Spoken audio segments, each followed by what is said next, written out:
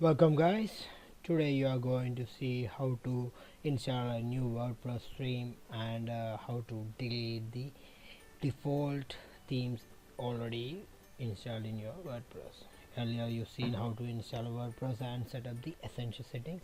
Now you can see how to install a new WordPress theme.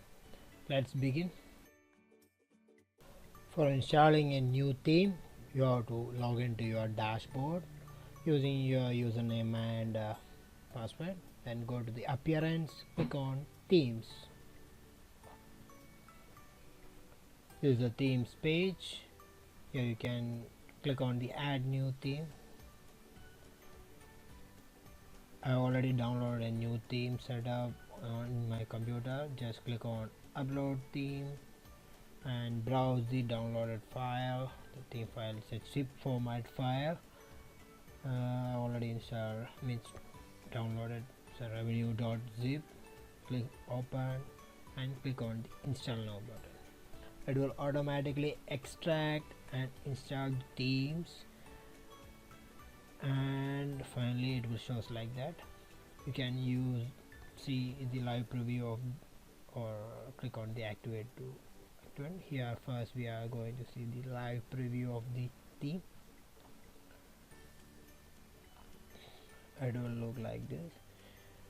It's a new blog, so it will easily you can see a live theme. Click on activate the themes. I decided this theme is good for me. Then again back to the, you can visit the site for checking the theme. Yeah, it will look like this. The two column right sidebar theme.